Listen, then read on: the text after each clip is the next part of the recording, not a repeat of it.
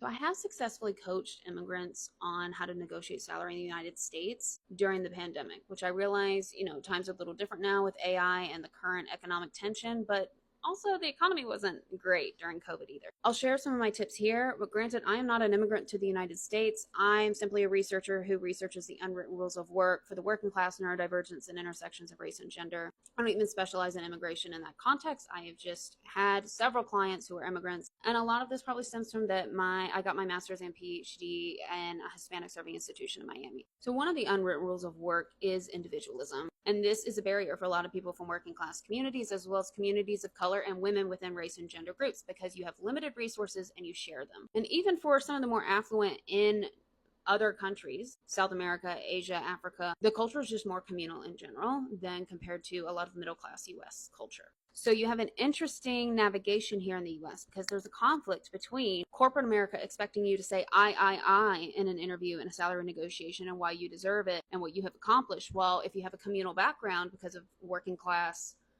or these other communities I've talked about, you're more likely to talk about your team's success and say we in an interview instead of I. So this is a tricky situation because to get a raise or negotiate salary at the very beginning, you need to show your value. But you're also navigating the stereotype that we also have of women and Latinos and people of African descent of expecting y'all to be more communal and not direct and agentic because that is stereotyped as bossy for these communities. So what I recommend to a lot of people is cultural blending.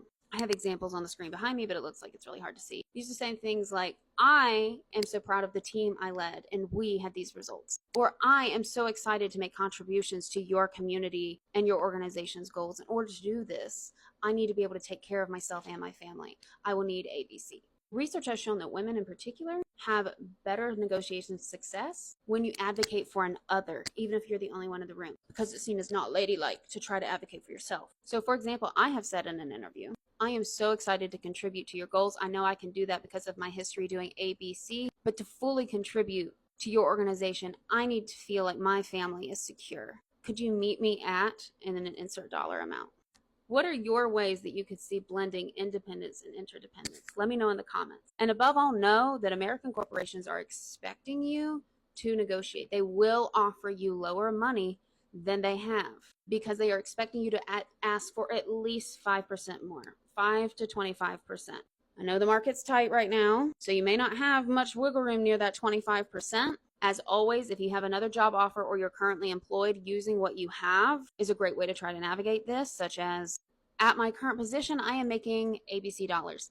I have to maintain my quality of life, so I hope you understand that I need to make at least that. And let's be real, you want to make more if you're making the move. So you can say, this is at my current position, I'm making this. To make it worth the effort to transfer, I need to make at least this. And especially if you have any like stock buyout options, other benefits, or starting over your healthcare deductible, you can cite those reasons as well. You could also say, at my current position, I am making X dollars. I'm excited at the opportunity to make this change in my career. However, to feel comfortable leaving the security I currently have, I will need to make X. If you have another offer, which is ideal, but I know hard nowadays, you can say, thank you so much for the offer. I really do want to accept and begin working with your company as soon as possible. However, I have been offered X amount of dollars at another company. I believe this is a more appropriate amount for my level of skills. However, I am passionate about applying my skills to your workplace. Would you be willing to match this? Now, only do this if you have an actual match. A lot of people fake this, and that's a good way to lose an offer. So many people fake this that when I have done this and I've had another offer, people don't take you seriously. Like they think you're lying, and then I showed the paperwork and they were surprised. These are just some suggestions, but I have had success with multiple clients who were Latin American immigrants. If you have other suggestions, drop them in the comments. Let's share the wealth.